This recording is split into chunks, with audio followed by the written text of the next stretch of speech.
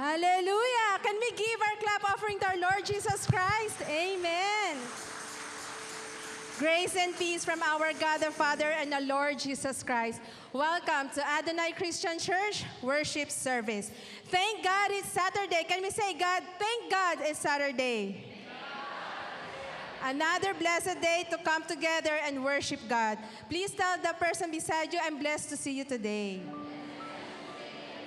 Amen. Whatever situation we are in right now, thank you for choosing God. Maybe you've come here today with a lot of problem. Don't worry. God wants you to know He's using that problem, and He's about to do something incredible with it. You might not understand it right now, but just think about it. Every single time Jesus did a miracle in the Bible, it started with a problem. Jesus turning water into wine, that's miracle, because they ran out of wine in the wedding. The Red Sea splitting in half, that started with a problem. They had the Red Sea in front of them, and they had an army behind them. And Jesus feeding the 5,000 with a problem. There was no food, only 5 loaves and 2 fish. What if that problem is not proof that God forgot about you? What if that problem is a setup for good to do a big miracle? Because what's a testimony without a test? And what's a message without a mess? When you're down to nothing, God is up to something. God doesn't do miracles in comfortable situations. He does them in impossible situations. There's a reason His name is a great I am. Amen? Because He takes the I am out of impossible. Right? Amen? So let us all stand. Let us all set aside our distractions.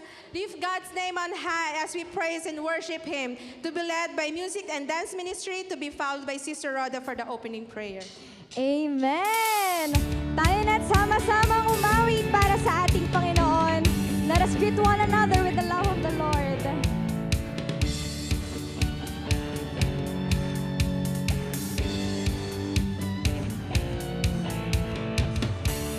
Okay, sarap magpuri, sumamba sa ating Diyos. Okay, sarap umawit, sumayaw sa ating Diyos. Sabay-sabay na itataas ang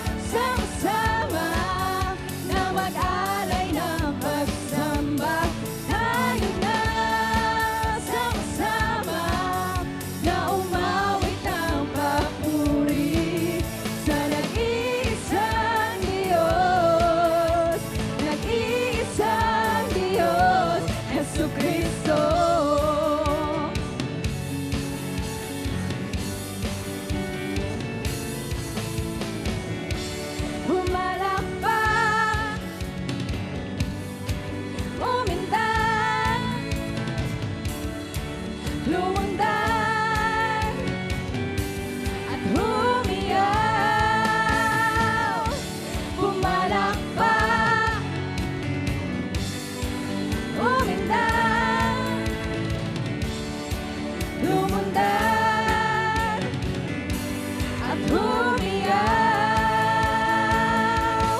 Tayo na sama-sama na mag-alay ng pagsamba.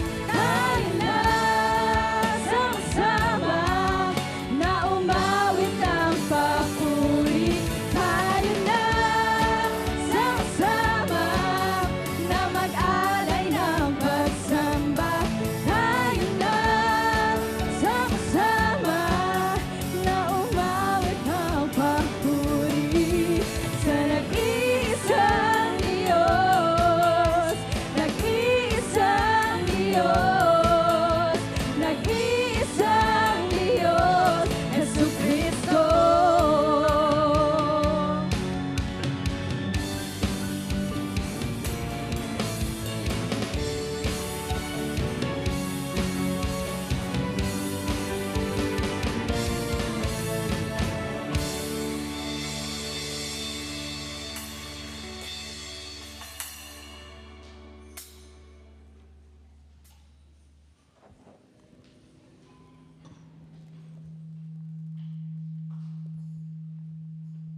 Sige po, let's bow down our head. Heavenly Father, we thank you, O God, for this another opportunity that we come and arrive here safe, Panginoon. Lord, lahat ng puso ng bawat isa na naririto, Lord, all we want is to meet your presence today, O Father God.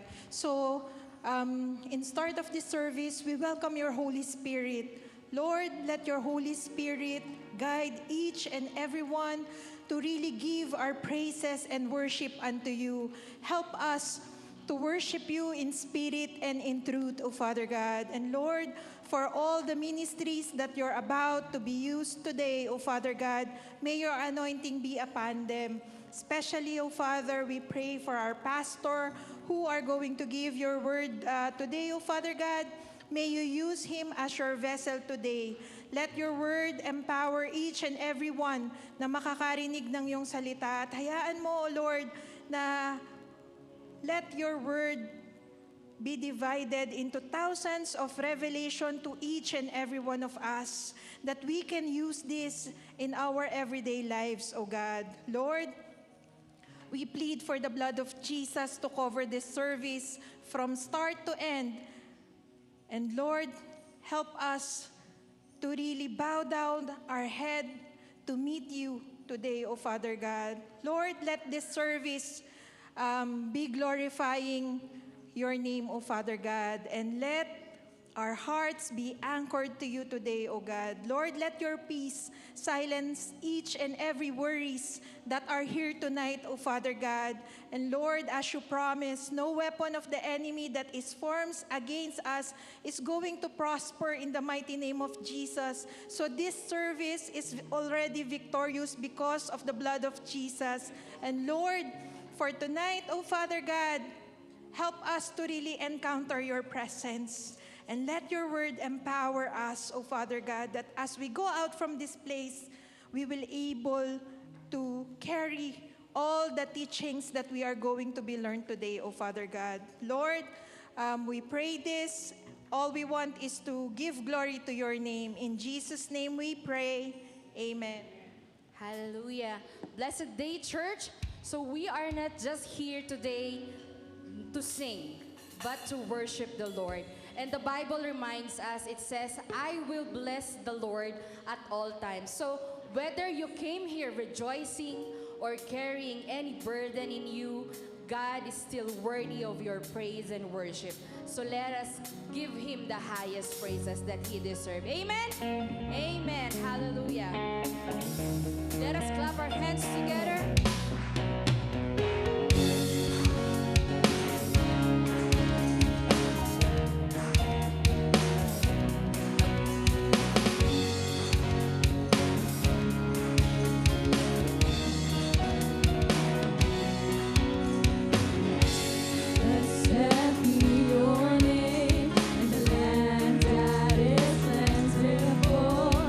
Sweet stuff, abundance flow.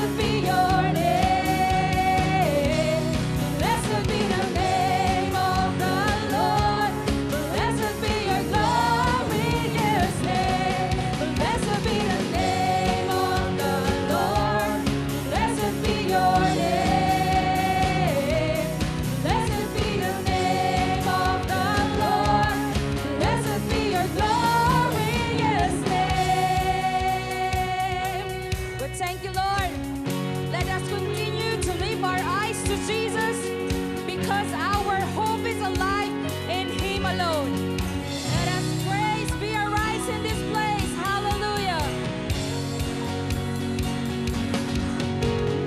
Praise is rising. Eyes are turning to you. Yes, we turn to you, Lord God. Hope is rising. Hope is stirring. Hearts are yearning for you. Oh, we long for you, Lord. We long for you. 'Cause when we see you, we find strength to face the day. And in your presence, all our fears are washed away, washed away. Hosanna, Hosanna. You are the God who saves us. Worthy of all our praises. Hosanna, Hosanna, and come have your way among us. We welcome you here, Lord Jesus. Hear the sound of hearts returning to you. We turn to you in your kingdom, oh God. In your kingdom, broken lives are made new. You made us new, you make us new. 'Cause when we see you, we find strength to face the day. And in your presence, all our fears are washed away, washed away. Hosanna, Hosanna. You are the God who saves us. Worthy of all our praises. Hosanna, Hosanna, and come have your way among us. We welcome you here, Lord Jesus. Hosanna, Hosanna. You are the God who saves us. Worthy of all our praises. Hosanna, Hosanna, and come have your way among us. We welcome you here, Lord Jesus. Oh, we thank you, Lord. We welcome your spirit in this place. Oh, have your way.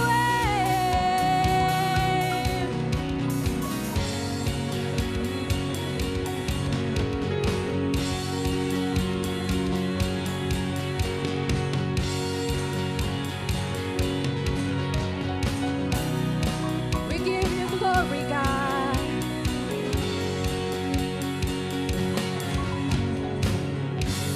Hallelujah. Indeed, He is worthy of all the praises. And as we continue singing for the Lord, may this next song be a powerful prayer as we say, Lord, fill me. Holy Spirit, fill me again. We don't want to be an empty vessels, brothers and sisters, but we want to be a vessel that God can use us. So as we sing this song, let us pray that give us oil to keep us burning, give us joy to keep us praising, give us peace to keep us loving, and to give us love to keep on serving. So blessed be the name of the Lord.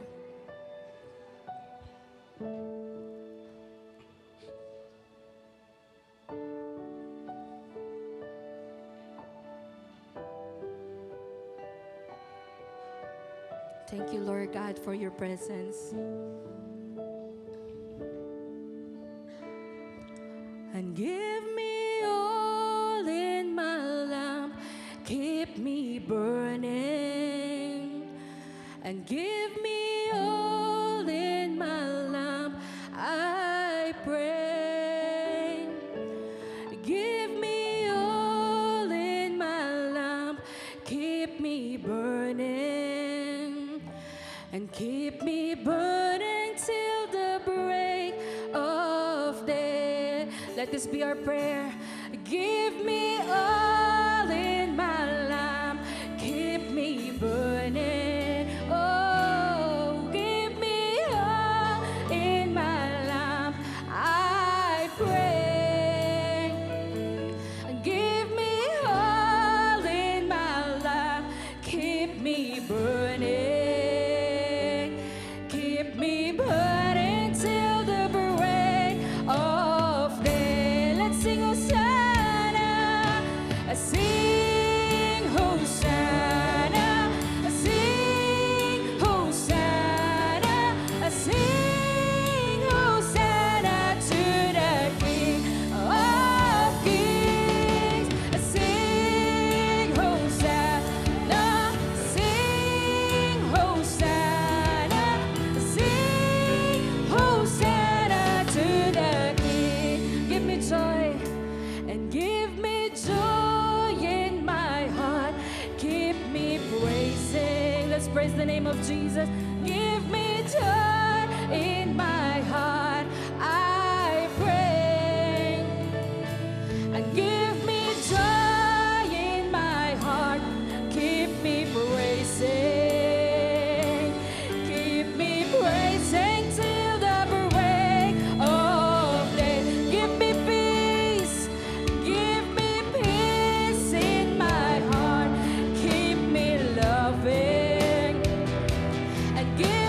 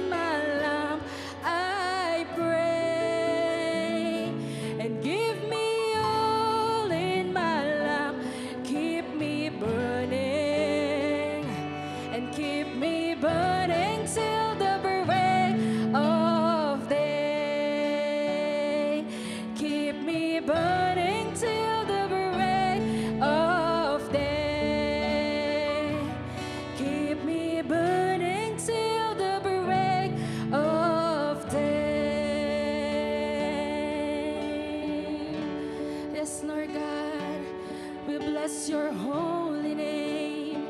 You are worthy, Lord. We continue to honor you, Lord God. Let's sing, blessed be the name of the Lord.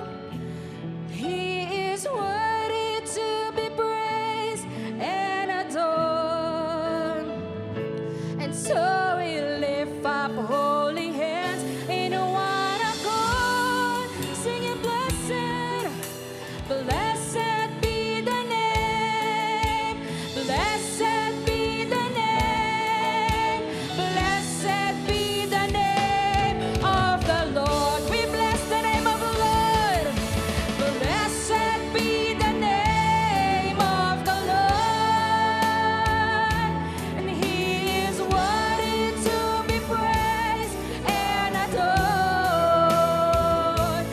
So we lift up holy hands in one accord, singing, blessed be the name, blessed be the name, blessed be the name of the Lord. You are worthy, you are worthy, you are worthy, King of kings, Lord of lords, you are worthy, oh yes, oh God, worthy, you are worthy, King of kings, Lord of lords, I worship you, Lord, you are holy, holy, you are holy, King of kings, Lord of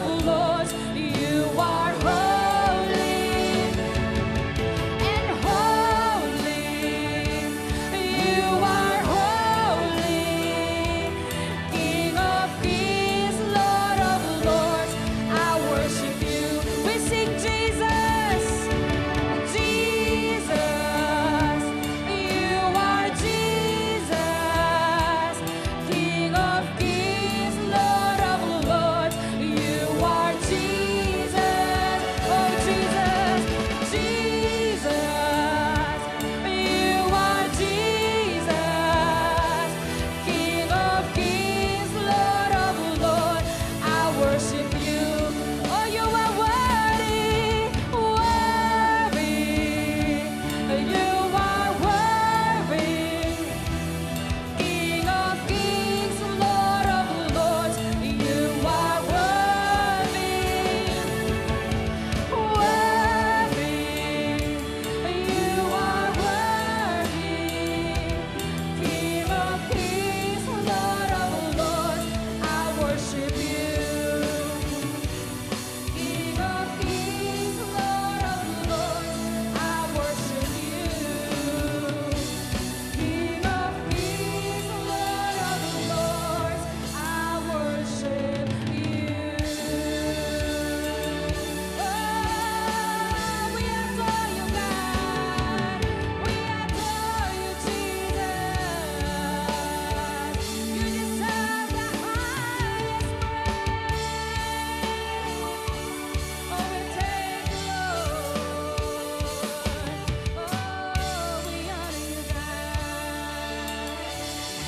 Lord God, we praise you. We give you back all the glory and honor that you deserve. In Jesus' mighty name we pray. Amen. Hallelujah.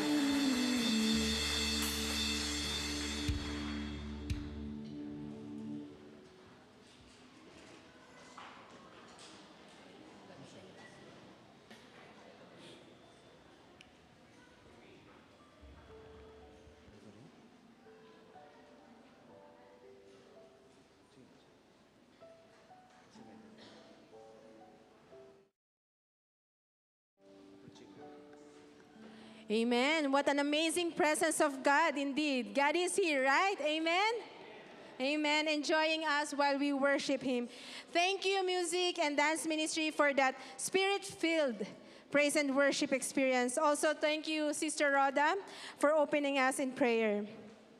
The Bible says that all scripture is God-breathed and is useful for teaching, rebuking, correcting, and training in righteousness.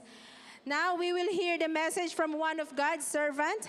Let us all welcome our pastor from ACC Sharjah.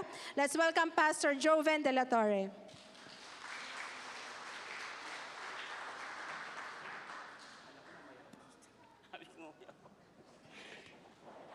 Amen. Glory be to God. And once again, I am glad to be with you tonight to share, and we are sharing the goodness of God through His Word. Let us pray. Father, in the name of Jesus, we come before you once again. And here we go again, Father.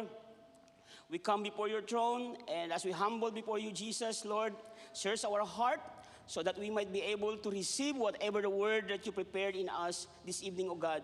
Lord, remove every hindrances, Panginoon, na maaring maging hadlang, hindi po namin ma-receive ang inyong kalooban sa gabi pong ito, Diyos. And may Holy Spirit consume us, O God. And let your holy anointing, Father God, anoint me, anoint my lips, O Jesus, and use me as your mouthpiece, O Lord, and only the things that you want me to say, that are about to, what was I about to say, Panginoon, at hindi po yung galing sa akin, but only the knowledge coming from you alone, O Jesus. Father, we thank you for your presence is in here, so therefore we claim the victory over victory of your word, because you, our God that we serve, is a victorious God. So thank you, Lord. We glorify your name. We praise you in Jesus' name. Amen and amen. So thank God once again, mga kapatid, at muling makasama ko kayo sa gabing ito. At patuloy natin pagsaluhan ang salita ng Panginoon. And I pray that we are not just only sharing the bread of life, but as well as to encourage each and every one of us na ito ay magamit natin sa ating patuloy na paglilingkod na victorious living in journey following Christ. So let's open our Bible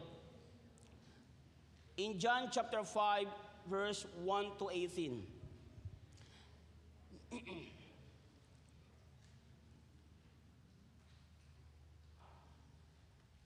John chapter 5, verse 1 to 18.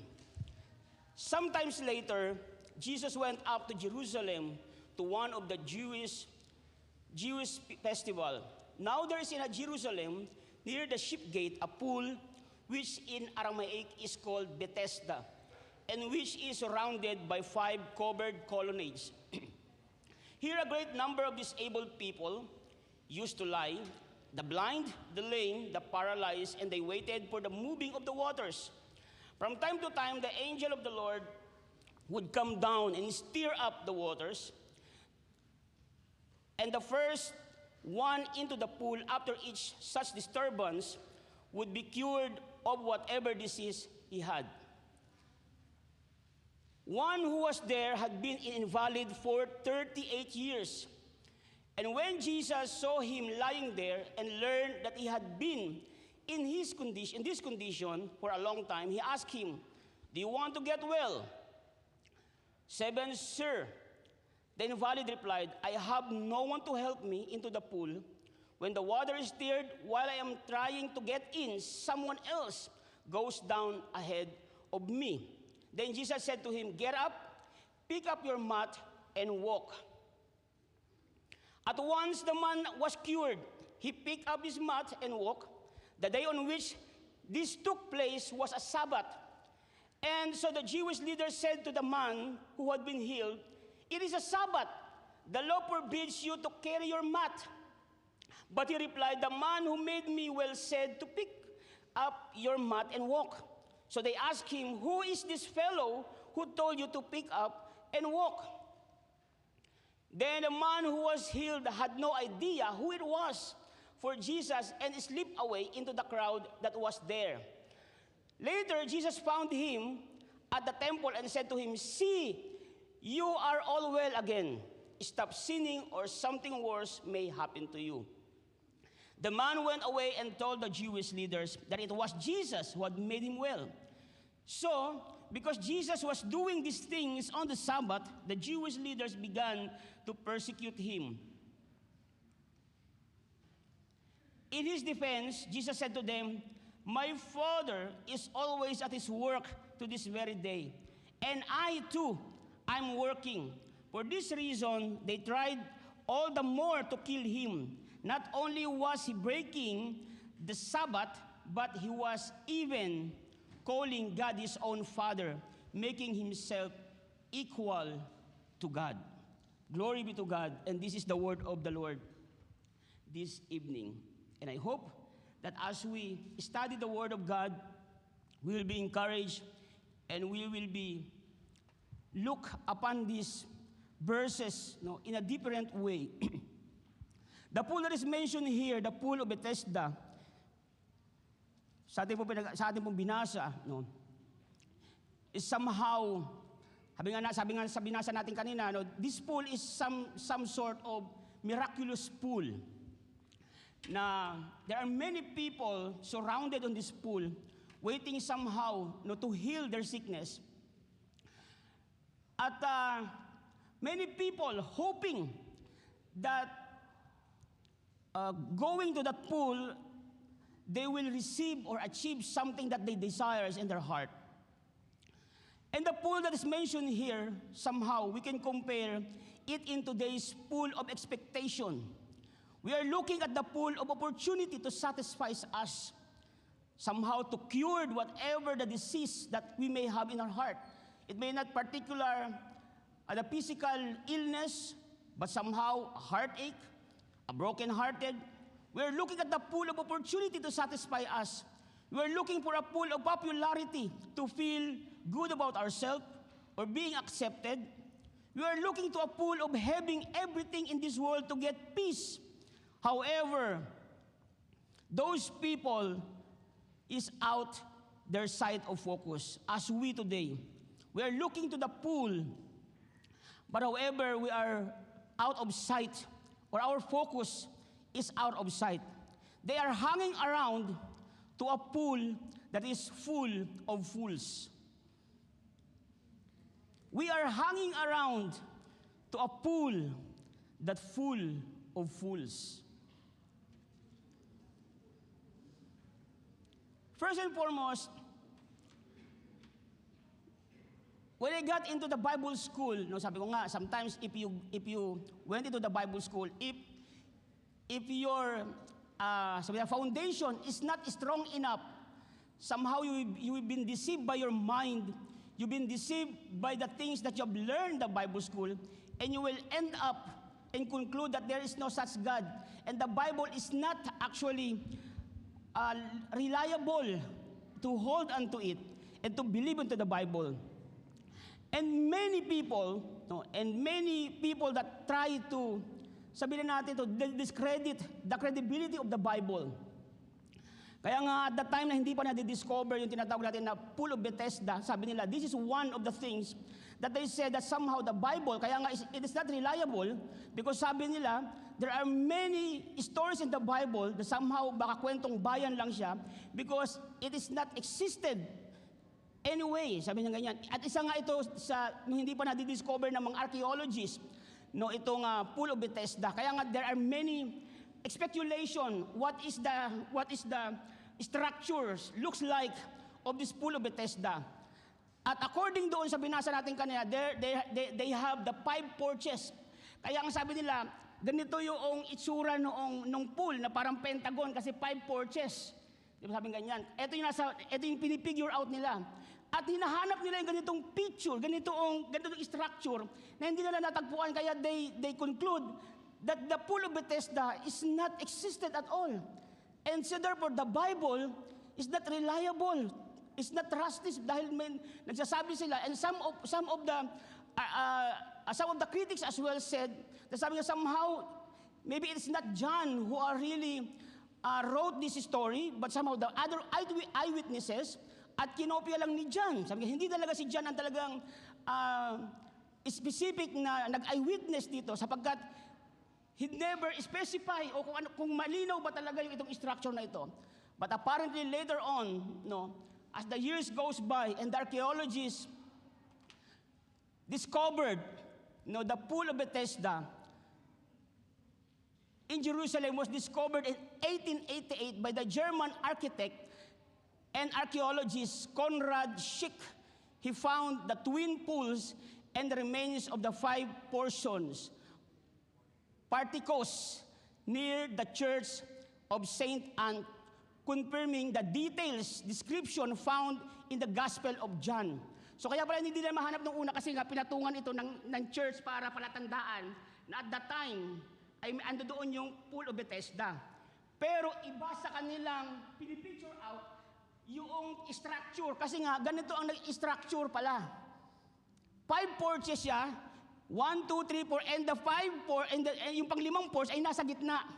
So hindi sa Pentagon. Kasi ang iba ang nasa isip nila at iba yung actual na sinasabi, but it is true, na 5 porches, but however, iba lang yung structure niya.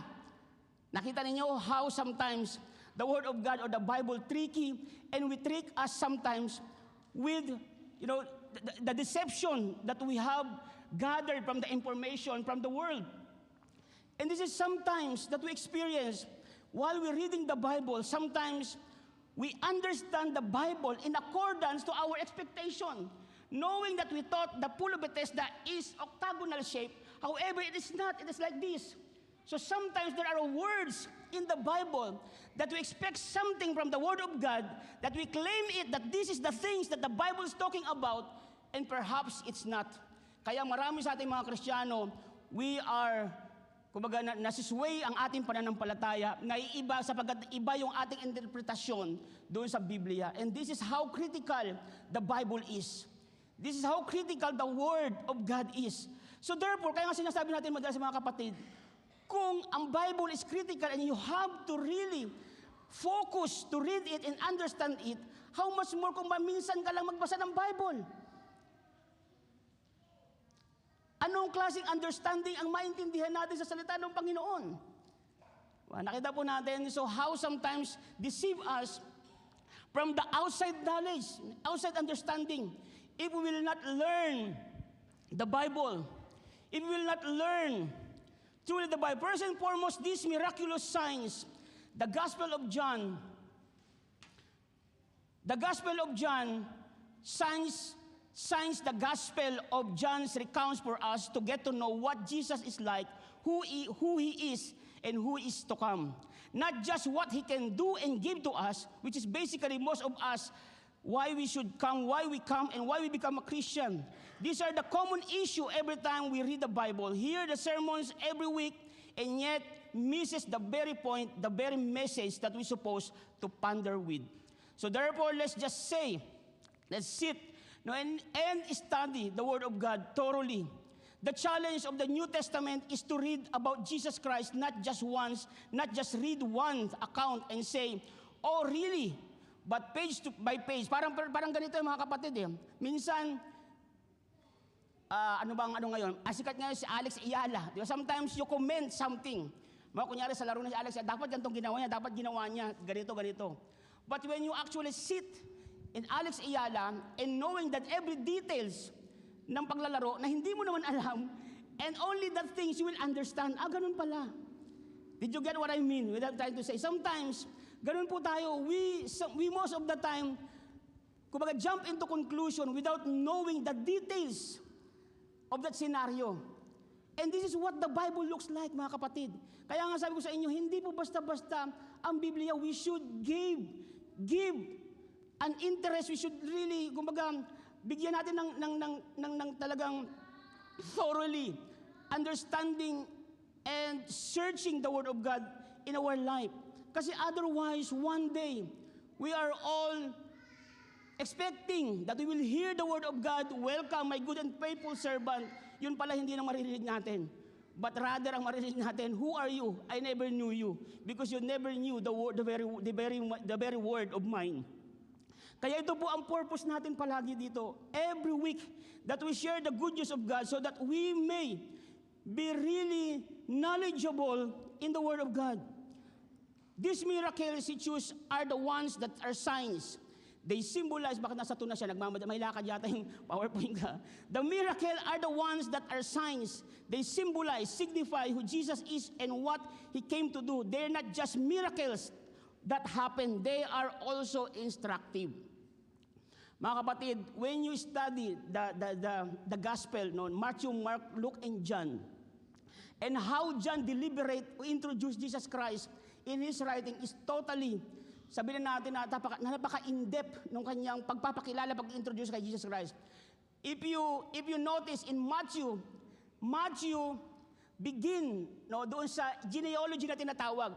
Pinresent niya si Jesus Christ by means of, this is where Jesus Christ came from. He came from Abraham, David, ganon, son of God, hanggang sa kay Mary o kay Joseph, and Joseph bigat, or Mary bigat, Jesus Christ, di ba?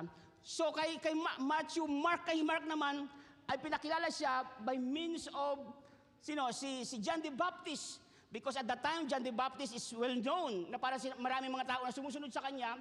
At sinasabi na, he is the Messiah because the signs is on him. Pero sabi, no, I am not. But I am the one who prepare the way of that Messiah. So pinakilala siya by means of Messiah. So meaning to say evidences. Because at that time, if you want to prove something, you have to give your evidences. And kay Luke, ganun din. Ginawa niya genealogy, ba't baliktad? Mula doon kay Jesus, papunta doon hanggang kay Adam. So mas mataas siya kaysa kay Matthew, kasi kay Matthew hanggang kay Abraham lang. Siya hanggang kay Adam. Pero when you read the book of John, ano ang introduction ni John? In the beginning was the Word, and the Word was with God, and the Word was God. Kaya kung ako at that time, and I'm the critics, siyempre naghahanap ka ng ebidensya. Where is your evidence that Jesus Christ is God? I have none, but I believe that Jesus Christ is God. That's the reason why I stand before Him and have faith in Him. Kaya kahit na anong desisyon, kahit na anong mangyari sa Kanya, ano pang pinagdaanan niya, since God gives Him the confidence that Jesus Christ is God, so therefore Jesus Christ is God and Jesus Christ is King, regardless of what situation that He might have. So mga kapatid, ganoon din ba tayo ngayon? Is Jesus Christ is God for us, regardless of what situation that we might have? Regardless na hindi man natin nare-receive yung prayer request natin, regardless na ang dami na umatin na tayo ng prayer and fasting, ulat na ng klase ng prayer meeting, inatin na natin, hanggang ngayon, prayer request pa rin. Diba? But we still keep holding our faith into our God. Ganun ba katindi ang ating pananampalataya? That somehow, sometimes, we don't need the evidence to prove that God is God, that Jesus Christ is God. Ang kailangan lang natin pananampalataya sa Kanya. And this is how John stand before his writing. Kaya nga ito po ang pinapakita sa atin dito sa sitwasyong ito. Number 1, makita po natin dito, the pool. If the water is stirred and you didn't feel the wind, if you got down in there while in the water was still stirring and you were sick, you were healed. So according sa binasa po natin, there is a whirlwind, parang hinihigop, it's like parang the water had been sucking down. Parang ganun yung senaryo. At nangyayari yon kapag walang hangin. So therefore, kapag walang hangin, so biglang magkaroon ng whirlwind, or magkakaroon ng, hindi pa whirlwind, kundi parang ini-steer up yung tubig, doon magkakaroon ng miraculous things na mangyayari, at kinakailangan pumunta doon sa tubig so that they may get healed. Kaya nga parang kumbaga napakahirap siyang abangan kasi nga walang hangin. At least kapag may hangin, mararamdaman, may hangin, ayan na, na yan. Kumbaga kukulo na yan. Pero walang hangin. So yun po yung niya. Kaya ito ang problema nitong mamang ito. Sabi niya ganyan, wala man lang sign na para pumunta siya doon. So it is difficult to know how it could have been an underground source if the water stirred and you didn't feel it a wind. If you got down in there while the water was still stirring and you were sick, then you were healed. First of all, at that time there was no knowledge of there ever being seen such a pool. Secondly, the author of this gospel said it was surrounded by pipers, kagaya ng sinabi ko na kanina, na itong pool na ito ay maraming mga question at that time. But what most matter sa atin ay, sa pagsunod natin sa Panginoon, sinasabi natin na why do we become a Christian? Why do we become a follower of Christ? Dahil ba sa mga evidences na ipinapakita niya sa atin? Dahil ba sa mga blessing na ipinapakita sa atin ng Panginoon? Look at that. That's how you're supposed to live. Whether it happened or not doesn't really make any difference because you have that blueprint, and what saves you is your life na tayong mga Kristiyano, na supposed to be dapat, we created by God in accordance to His image, according doon sa kanyang blueprint. So therefore, the knowledge of God is upon us. The blueprint of God, the character of God is upon us. Ano tawag dito? Yung essence of God ay nasa sa atin, sapagkat tayo ay kinreate ng Panginoon according to His image. So therefore, yung faith na sinasabi natin, yung faith in God, it is naturally, it was in us.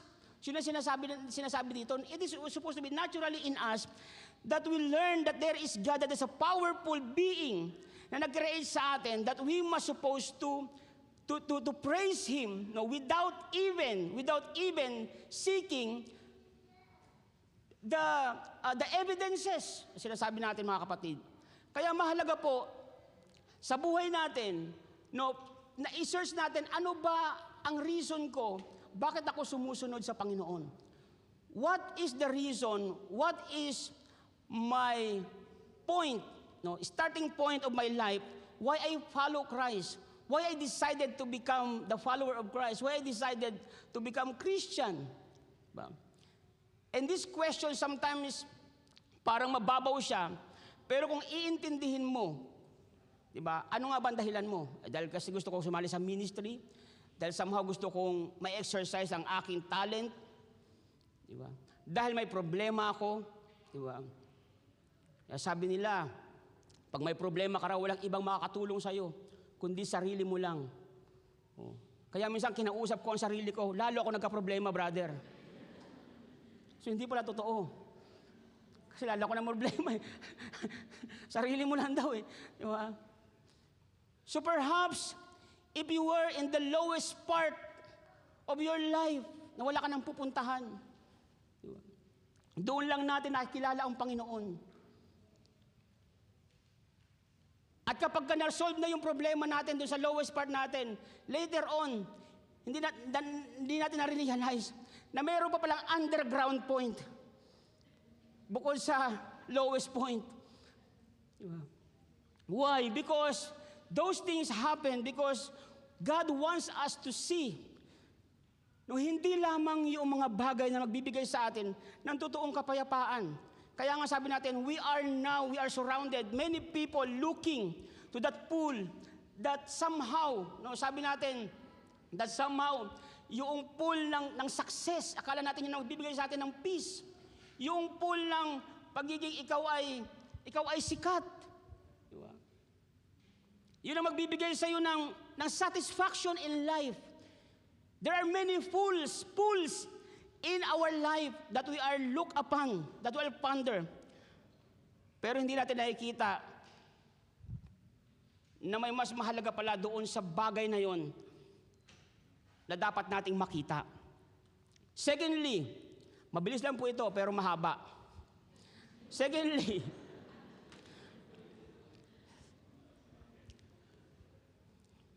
the man, ayan, pag-usapan natin itong man na to. No. First and foremost, it doesn't tell us whether it was an injury. It doesn't tell us whether it was a sickness. When it says he'd been invalid for 38 years, we're not told if he's 38 years old, so he was sort of born with some kind of disability, or he is in 60s, and it happened when he was in 20s. No? We really don't know. All we know is he couldn't walk because he is invalid or paralyzed. And he was lying there hoping that if the water is stirred, he could get in there and get his healing. Now let's notice three things about him. Basically, these are the three stages in his relationship with Jesus, and each of them is instructive for us. That somehow we can mirror ourselves what kind of relationship that we have and what kind of relation that we want to our Lord Jesus Christ, as this man wants what kind of relationship that he wants to Jesus Christ. First and foremost, sabi niya ganyan, notice that Jesus comes to him when Jesus saw him lying there. Jesus comes to him when Jesus saw him lying there. Jesus first saw him. learned that he had been in this condition for a long time, he asked him, "Do you want to get well?" Jesus asked the question. He doesn't come to Jesus. Jesus come to him. He doesn't ask Jesus for something. Jesus asked him for something. He doesn't know who Jesus is. He's not in any way after Jesus. Jesus comes after him. So what is the principle? That principle is that if you ever find God, it's because God came searching for you. Nakita po ninyo mga kapatid, kaya ninyo natagpuan ng Panginoon. Kaya natin natagpuan ng Panginoon. Not because we found Him, but because God found us. But because God found us. Not because we chose Him, but because God chose us. And that's the way it is. Kaya wala po utang na loob sa atin ng Panginoon. Na kapag pupunta tayo sa church, Lord, yan nag-church ako I deserve to be blessed. Alam mo na, yung hinihiling ko, konti, alam niyo naman yun. Di ba? Ayan, na-attend pa ako ng Bible study, ng prayer meeting, ayan na. Minsan, ganun ang tingin natin. Kapag tayo ay nagsiserve sa Panginoon, it seems like God owes us. Diba? Na mayroong utang sa atin ng Panginoon. God came searching for you and I. For example, Paul says it very categorically in Romans chapter 3, first of all. He says, no one is good. We understand that nobody is perfect. We get that. Then he says, no one seeks God. In Romans chapter 3:10. Walang humahanap sa Diyos. When you read that, I felt this way that the first time nang binasa ko ito, no, that seems to be overkill, that seems to be reaching too much. What do you mean? No one seeks God. Diba? There's a lot of people who seems to be seeking and looking for God. Maraming mga tao naghahanap. You come to realize that what Paul means there is not that one is interested in God generally or that one is interested in spiritual issue. What he's saying is no one actually deliberately seeks God, the true God in His described in the Bible. Meaning to say, before we have the understanding about God, we have the understanding of how we should serve God, lalo na sa luma nating pananampalataya. Diba? Sabi natin na nung kayo ba sa luma natin pananampalataya, nung kayo sumisimba, nakaluhod, sumasawsaw suka, sinasabi nyo ba na mali yung ginagawa nyo? Wala. Walang nagsasabi sa inyo. Because you know that is genuinely, you know, that is the right way of serving the Lord. Isn't it? But this is what Paul is trying to say. What he's saying is, no one actually deliberately seeks the true God as He's described in the Bible. Walang nakakaunawa na nakakaintindi sa totoong tinuturo ng Biblia how we should serve Him, how we should look after Him, how we should treat Him as described in the Bible. What we do is what we heard from our parents, from our generation, kung saan man tayo lumaki, from our traditional upbringing. Diba? At yun yung sinasabi ni John. Sabi niya, wala tayong kakayanan na hanapin ang Diyos in accordance sa Kanyang requirements. Kaya nga no one except God find you. Except when God finds you. There are all sorts of concepts of God that are actually pretty attractive. But as a person who has been teaching this stuff, the Bible, I know that when we actually open the text where it talks about God's absolute sovereignty, He speaks out of the whirlwind and says to Job, I do not have to justify myself to you. Who are you? There are many texts in the Bible. And as well as, I forgot the text, naalala ninyo yung si Lydia. Hindi po si Brother Lydia si Lydia. Sabi niya, when God opened his eyes and he learned about God, about Jesus Christ, God first opened our eyes. And in John chapter 6:44, sabi niya, no one can come to me unless the Father draws him. So walang makakapunta sa Kanya unless the Father draws you. So what I'm trying to say here, mga kapatid, the reason why you are all here today, not because you decide to come here today. The reason why you worship God tonight, because it is not you who decide to come here, because God decided you to be here. And that is the truth, mga kapatid. That is the truth. Ang Diyos ang pumili sa iyo para makasama Kanya ngayon. So therefore, do not waste those very opportunity. Because kagaya noong parable, nung pinatawag niya sa labas at maraming, nung pinili niya, tinawag niya, papuntahin mo rito. Pero maraming dahilan. When you feel that God is calling you, pack up and go. Stand up. Pick up your mat, throw your mat. Diba? And prepare yourself to worship the Lord. Huwag ka na magpatumpik-tumpik pa, parang tinatamad ako ngayon mag-church. O church, parang tinatamad ako. Parang mas gusto ko diba? Mag-inin pa. Nakita ninyo mga kapatid? Kaya nga, so that no one will boast. God chose you to be here tonight. So therefore, do not waste those very opportunity God calls you to be His this evening. In Isaiah chapter 65, verse 24, before they call, He's talking about the Israel, I will answer, and while they are speaking, I will hear. Bago pa lang sila tumawag, and there are another verse as well, no, before you open your lips, God already knows what you need. And this is the good news. If you want to pray, if it comes into your heart to pray for something, don't say, oh, I wonder whether God is going to hear this prayer. Hindi po ganoon. Why? You know why? Because the true prayer that we utter to God is not coming from our own. The prayer that we utter is coming from Him alone and supply that prayer. Yun po katotohanan, mga kapatid. If you are the Son of God, He supplied everything, even whatever words that proceeded from our lips is supplied by Him. Kaya nga, yung sabi natin sa John chapter 15, kaya nga napakaganda po ng pagbinasa ninyo yung John, it is a full of depth understanding about who Jesus Christ is. Yung sabi niya na, whatever you do, sabi niya ganyan na, if you remain in me and my word remains, if you remain in me and my words remain in you, then ask whatever you wish. Diba minsan yun ang pinanghawaan, Lord, thank you. Dahil alam ko na I am with you and you are with me. So therefore, Lord, I pray this Ferrari will be mine tomorrow in Jesus' name. Nung kabataan kami, ganun yung namin noon eh. Pumunta kami sa mall, punta tayo sa mall. At i-claim natin kung anong gusto nyo i-claim.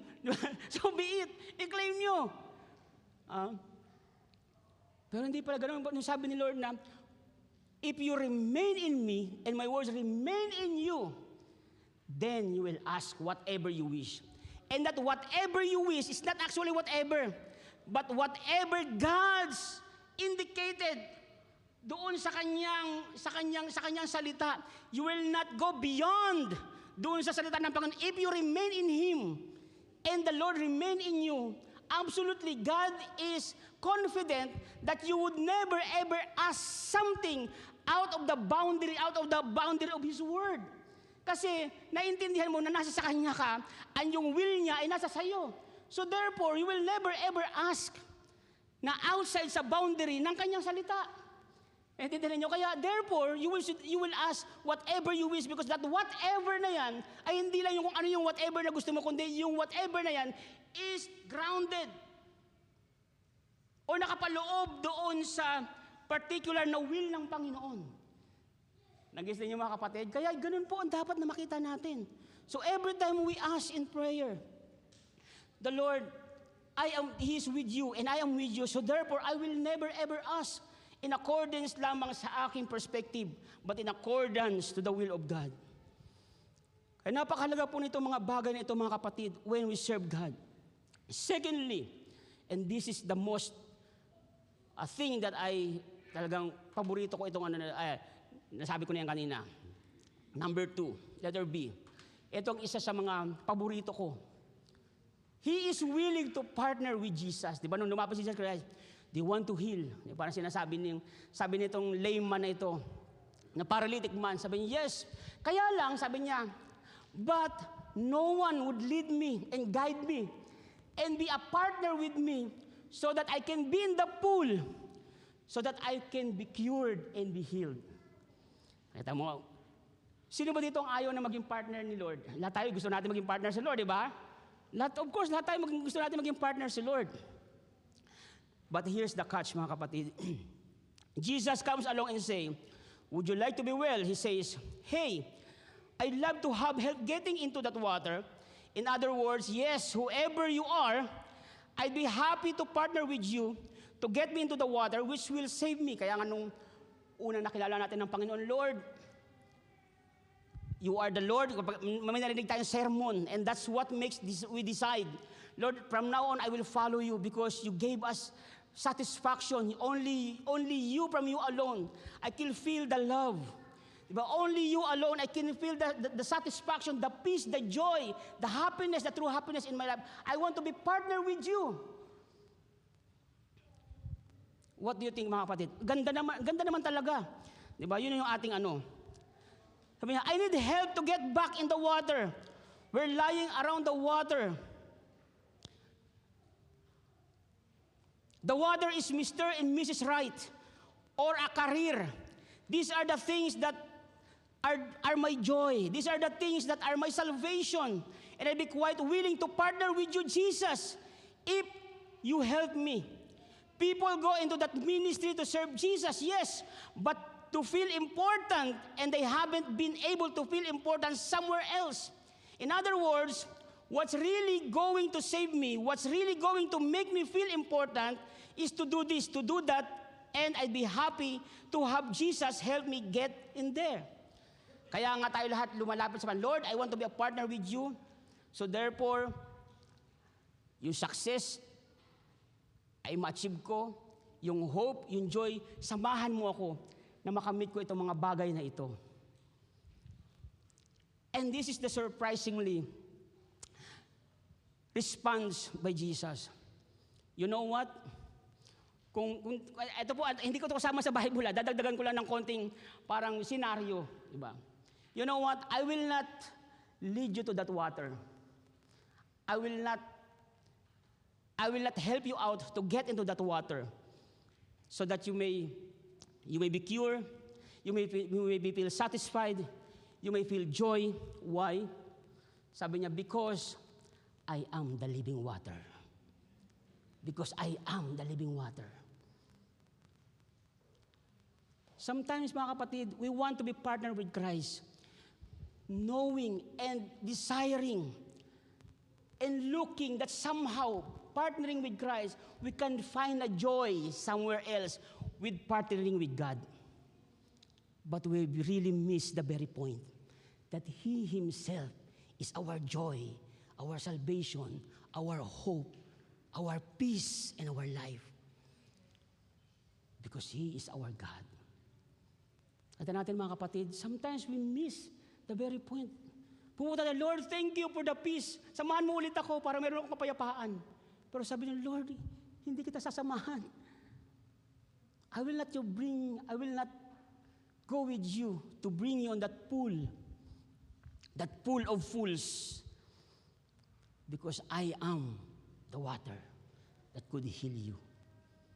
I am your peace. I am your joy. I am your all in all. What do you think, mga kapatid? So sino ang Panginoon sa atin ngayon? Did we partner with Christ to find something, joy somewhere else? Minsan nakakalungkot, marami pong mga Kristiyano, ganun ang treatment natin sa Panginoon. Lord, thank you because you are with me. Diba? Dahil nakatagpuan ko ang kapayapaan, nakasama kita. Kaya minsan, pag hindi mo nakita yung kapayapaan doon sa hinahanap mo na yun, nawawala na rin yung faith natin sa Panginoon. Remember, when King David says in Psalms 23, the Lord is my shepherd, I shall not want. Diba? He leadeth me, or he make me lie down in the green pasture, and He leadeth me in still quiet waters. For you are, sabi niya ganyan, even though I walk to the valley of the shadow of death, I will fear no evil, for you are with me. For you are with me. When King David wrote this, no, pag sinabi natin, the Lord is my shepherd, I shall not want, and He makes me lie down in the green pasture, wow! Ang napipicture out natin ay yung greenery scene. Diba? Na yung tupa ay parang nakahiga na habang ngumuyang-nguya ka ng damo. Yun ang napipicture natin, wow, at peace. Diba? Yun ang napipicture out natin. But you know what? When David wrote this Psalms 23, no, this song in Psalms 23, that's not in his mind. You know why? First and foremost, there's no such that kind of scenery in Israel at the time. Wala pong ganong klaseng, kaya wala sa idea ni King David of what is in our idea today, kung ano yung Psalms 23 na, He makes me lie down in the green pasture, para kang nasa Canada, na nasa malamig at nasa greenery, di ba, nakadikwatro, imagine mo yung tupa na nakadikwatro, tapos nakahiga ng ganon, di ba, ngumunguya-nguya ka ng damo, para hindi po ganon ang nasa isip ni King David. But you know what King David in his mind, sabi ko nga, there is no such kind of place in the Israel at the time. But what is in the Israel is yung mga rocky mountains. And on that rocks, on the side of that rocks, there is the small parts or on the side part of the rocks, no, there is a little sprouted na mga damo at hiwa-hiwalay. Imagine ninyo. At yun yung sinasabi ni King David na green pasture. Totally different sa ating pagkaunawa ngayon ng green pasture. Pero sabi niya, why does it say that He makes me lie down in the green pasture? Kung ganito yung pictures nung scenery na yon. Why? Because sabi niya doon sa verse 4, sabi niya, because you are with me. So regardless of what condition, regardless of what kind of situation that he might have, that is green pasture for him, because the scenery doesn't matter to him at all. What matters most to him is the presence of God is with him. Nakita ninyo mga kapatid? So ganun din ba natin tinitreat ang presensya ng Panginoon sa buhay natin? Regardless of what situation we might have, ang importante sa lahat ay ang presensya ng Panginoon, because He is my joy. He is my salvation. He is my security. He is my all in all.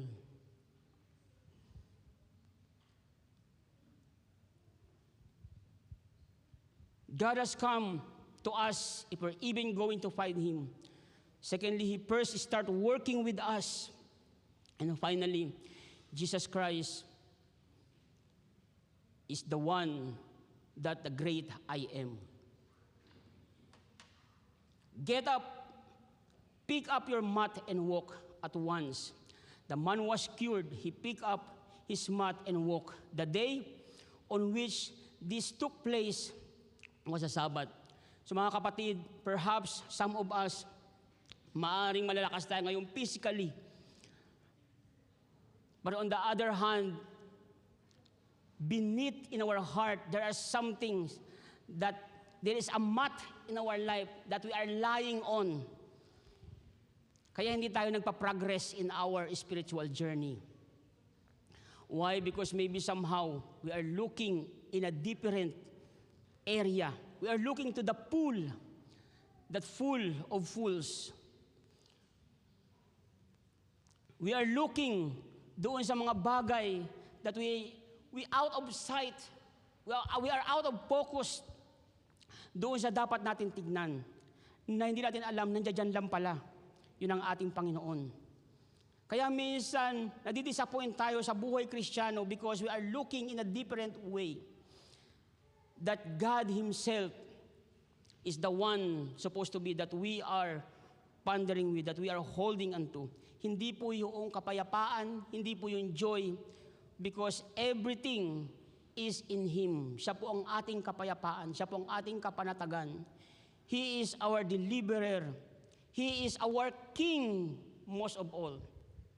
Kaya ito pong mahalaga sa buhay po natin. He is the great I am. He is the living water. Diba? Hindi po niya basta sinusupply lang. Kaya nga naalala nyo yung Samaritan woman na nakatagpo niya. Sabi niya, you might be thirst again when you drink in this well, but I will give you the living water that you would never ever thirst again. At yun yung presensya ng ating Panginoon. I hope, mga kapatid, that every time that we come together and share together the Word of God, no, we are here for no reason, but because we found Jesus in our life, nothing less and nothing more. Not because of the evidences that He could cure our sickness. Not because of the evidences that He could answer all our prayer, but because of who He was and who He is. At ito po yung dapat na makita natin, mga kapatid. Third, and last but not the least, the Sabbath controversy. The redemptive work of Jesus, His restoring work is what the Sabbath is really all about.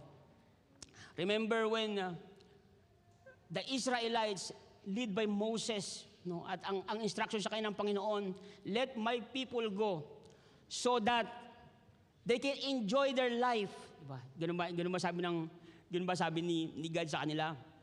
Let my people go so that they can do whatever they want. Diba? Let my people go so that they enjoy the life outside. Diba? But sabi niya, let my people go so that they can meet me and worship me in the wilderness. In the wilderness. So that is the purpose of the Sabbath, mga kapatid. To enjoy. Sabbath is a rest day. Kaya akala ng mga Pharisees at mga Sadducees at the time, no, ay hindi ka dapat magtrabaho sapagkat it is a rest day. Kaya nga minsan, no, we also carry this itong principle ng mga Sadducees at mga Pharisees. Diba? Lord, you know my situation naman. Wala akong off Saturday lang. Pwede ba makapag-rest man lang? Diba sabi naman ng mga Sabbath is the rest day. Diba? What do you think, mga kapatid? Diba? Sabbath is rest day. So, isa lang, Lord, one lang. Diba? Minsan yan ang natin. Yan ang ating mga katuwiran. Diba? But sabi niya, they immediately knew that He was saying, I'm not sure you and I would. First time that verse 18, sabi, it makes very clear. They immediately knew He was saying He was God and says, I am only doing the work God does.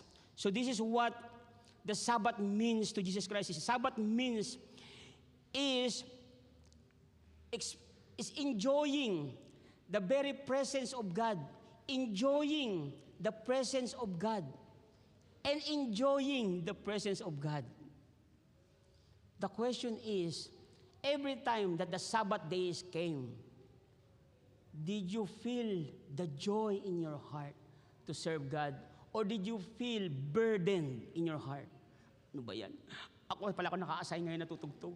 Ako pala naka-assign ngayon na MC. Presyo ka nga. Ako pala naka-assign na song leader. Ako pala naka-assign na pastor. Is it really blessing? Is it really enjoying to serve God? Did you really enjoy the presence of God tonight? Or you just simply oblige dahil otherwise, next week, yari ka kay Pastor JB, hahanapin kayo. But wala ka? Diba?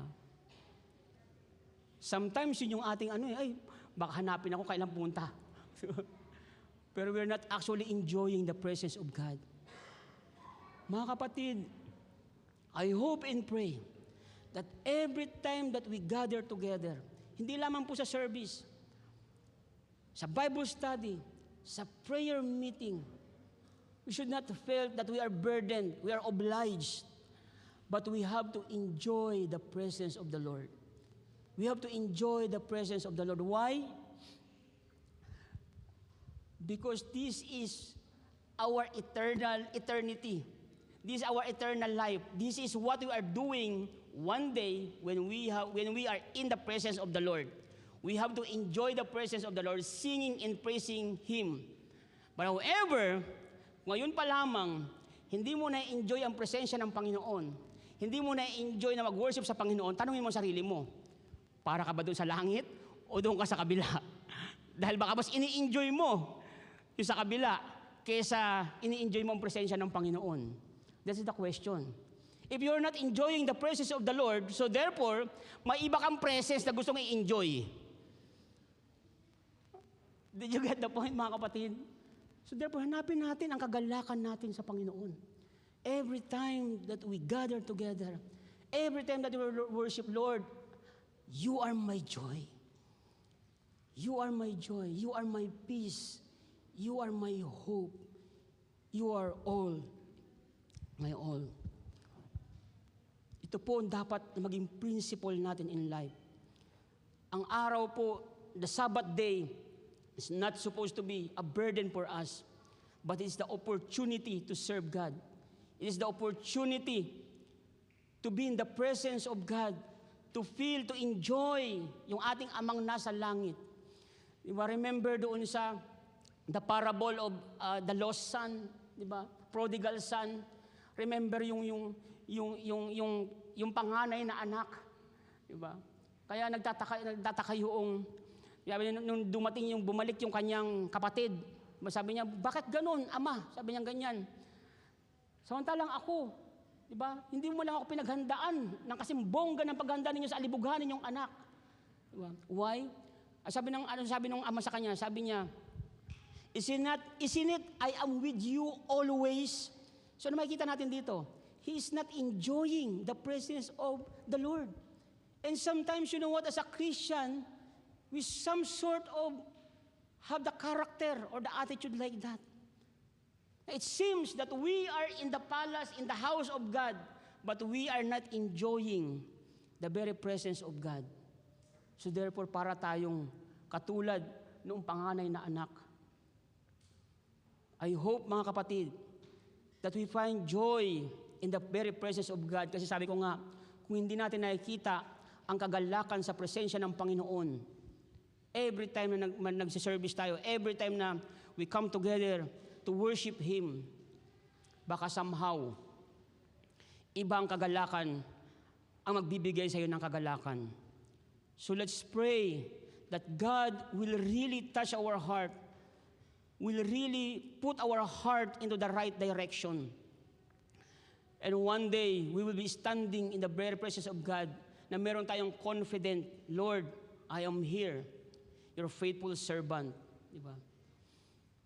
Kaya ito po yung dapat na makita natin sa buhay na ito. There are many things and we are looking, where we are standing right now.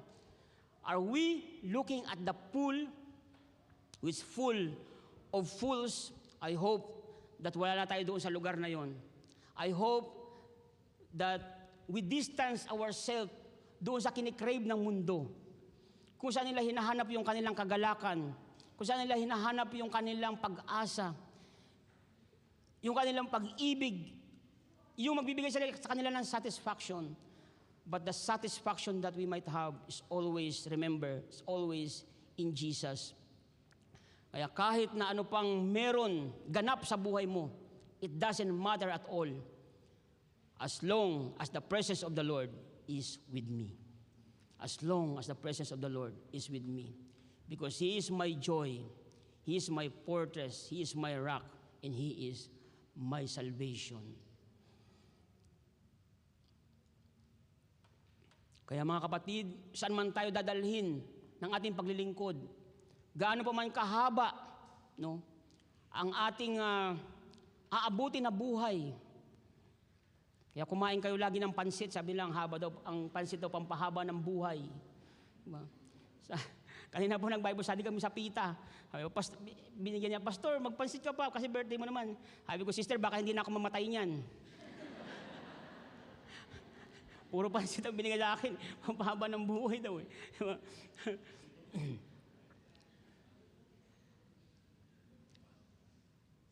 Kaya, what matter most is gaano man kaiksi o kahaba ang buhay natin, ang importante, nasa Panginoon tayo. Kaya naalala ko nung nakabulol si Sister Irene, sabi niya ganyan nung nandun sa, ilang taon na si Sister Irene, sabi niya ganyan, 41, sabi niya ganyan, kawawa naman, batang-bata pa, sabi niya ganyan. Tapos, eto po yung asawa niya, Pastor, ayun ba? Ayun ba? Ayun ba? Sabi niya ganyan. Sabi ko, ate, Sister Irene po, I think she's happy right now wherever she is. Sabi niya. Kahit bata man siya namatay, sabi ko, ang masama po, matanda ka na, wala ka naman pinagkatandaan. Yun ang nasa isip ko, chismosa ka pa rin, makatanda ka na. Hindi ko po sinabi yun. Ang masama po, matanda ka na, matanda na tayo, generalize ko naman, matanda na tayo, di ba? Pero wala ka sa Panginoon, yun ang mahirap. Di ba? Kaya, hindi importante kung gaano kaiksi o kahaba ang buhay mo. Ang importante, gaano kahaba o kaiksi o gaano kahaba ang in-spend mo na kasama ang Panginoon. Dito po ang pinaka-importante sa lahat. Kaya nga, mind it mga kapatid. Marami sa atin mga kabataan pa lang, so I hope na wag natin sayangin ang buhay natin. You should be grateful for. Dahil bata pa lang kayo, naiintindihan nyo na ang salita ng Panginoon. Do not be deceived by the pattern of this world, no? By the deception of this world. Huwag kayong magpaloko. Diba? Maraming mga ano dyan. Kaya, mga kapatid, ito po ang salita ng Panginoon sa atin ngayong gabing ito. And in conclusion, Jesus Christ is not just our helper. He's not just our model or exemplar. He's not just our Savior, but our King, our hope and life. He doesn't just help us to get into the water because He is the water. He doesn't just help us to work ourselves out that sense of unworthiness we have. He is our worthiness and He is our rest.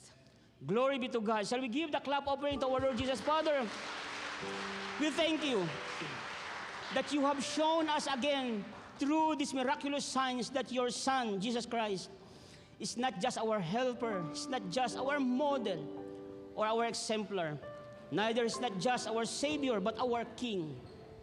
He doesn't help us to get into the water, but He Himself is the water. Thank you, Lord. He doesn't just help us to work ourselves out of that sense of unworthiness we have. He is our worthiness, and He is our rest. Thank you, Lord. Thank you, Jesus. Shall we all stand, church?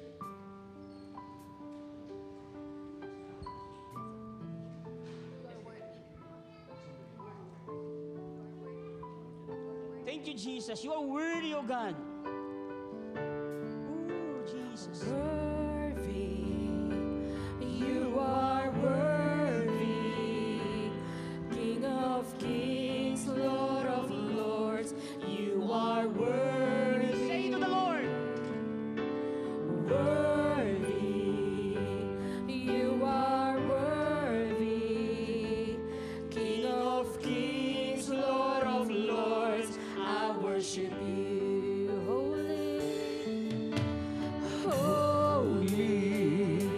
You are holy, King of kings, Lord of lords. You are holy, holy.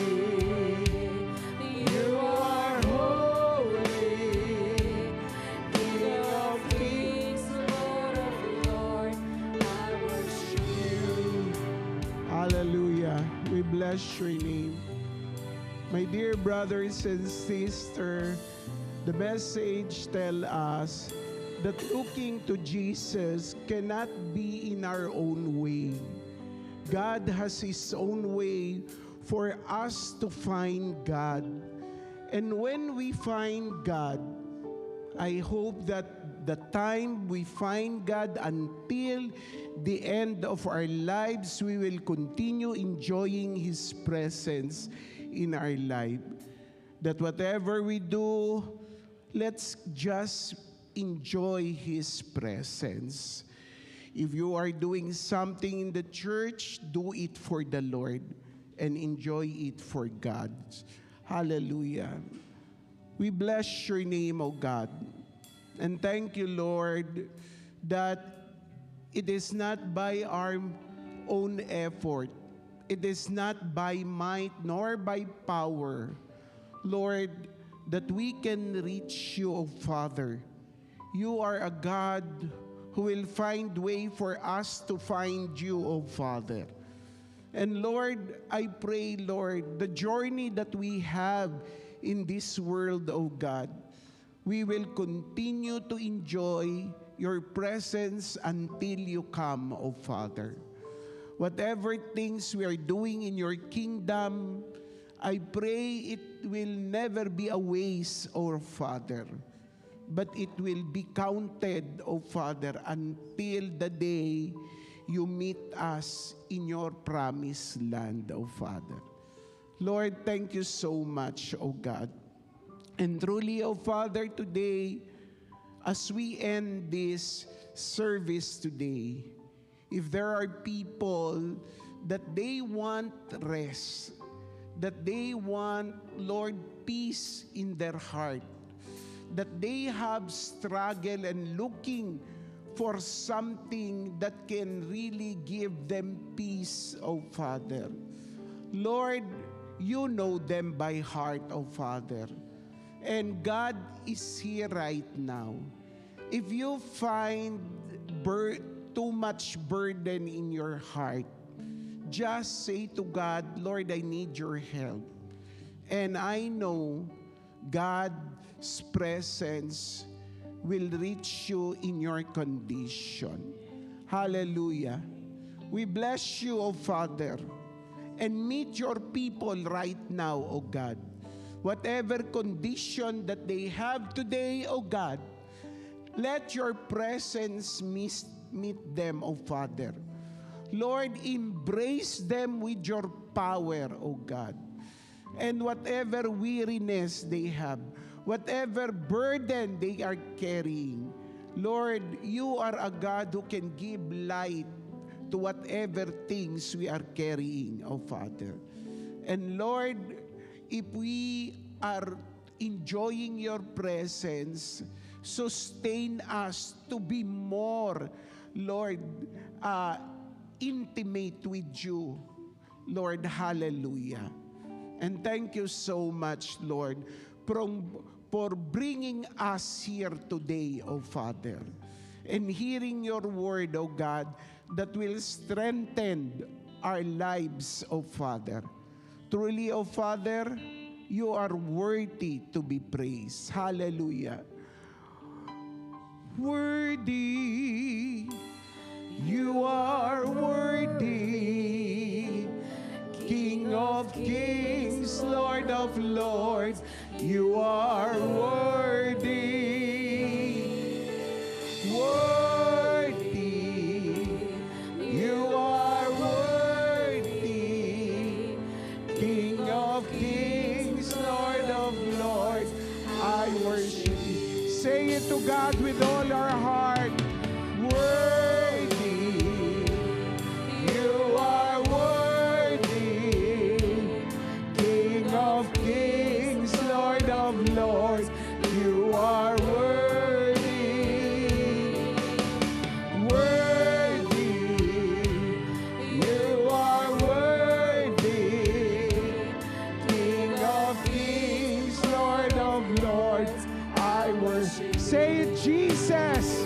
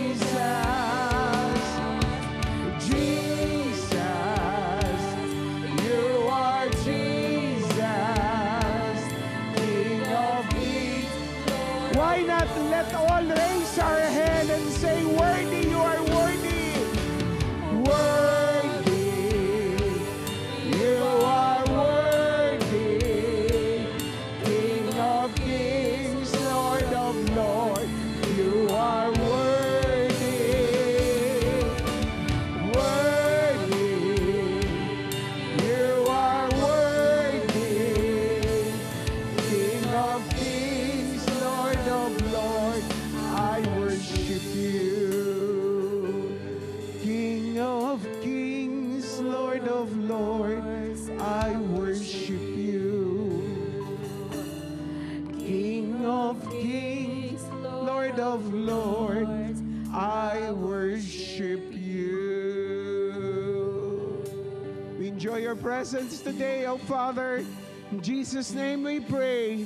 Amen and amen and amen.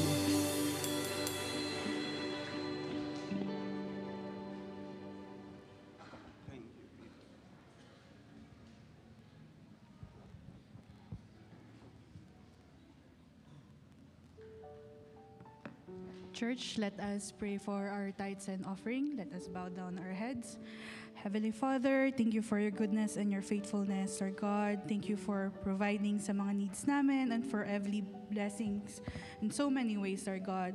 And Lord, as we give yung tithes and offerings po namin, we offer them back to you with grateful hearts, Lord God. Everything we come from you, Lord God. And this is our way of honoring and acknowledging, Lord Father, na lahat na nanggagaling, lahat ng meron kami is ikaw yung source, Lord Father. And Lord, I pray na ikaw rin po yung mag-bless ng tithes and offering po namin, Lord Father. Use them for the furtherance of your kingdom, Lord God. And we pray, Lord God, for wisdom and discernment for those who will manage tong resources na to, Lord Father. Bless every person who is here, Lord. And for those who may be facing financial challenges, Lord God, we pray for your provision, Lord God, and for your favor to be upon their lives, Lord God. Thank you, Lord God, once again, because we can trust you, not only what do we give, Lord Father, but with everything we have, Lord God. And may itong giving namin, Lord God, be a reflection of our love for you, Lord God. Once again po, Lord God, tinataas ko to sa inyo. In Jesus' name I pray. Amen.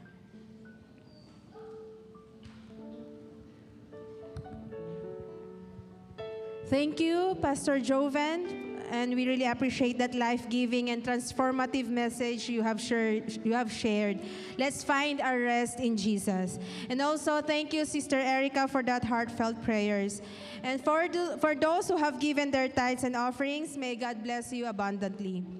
At this point, let us welcome our first-time comer. Let's welcome Manilyn, invited by Sister Sid. Can you please stand? Yes. Welcome, sis. And can you please stay after the service, and our prayer ministry will approach and pray for you. Thank you, and hope to see you again next week. One more. Crystalline. Invited by Sister Hart. Uy, yung dami. Jenna and Jeffrey, invited by Sister Queenie and Brother Chris. Hello. Yan. Thank you, and please stay. So, hope to see you again po next week. Wag po kayong madadala. And hope to see you every Saturday. Prayer meeting every Tuesday, 8 p.m. sa Planeta Mexa Dera sa room 601. So hope you can join us also in our prayer meeting. Meron pa po? Wala na. That's it for tonight. And to conclude our service, I would like to call back Pastor Jabez for the benediction prayer, to be followed by ACC music team for our victory song. Let's go in peace. And please stop your seatmate. Tell that Jesus loves you. Amen. And see you next week. Yan. Wala nga absent. Okay. God bless everyone and go home safe.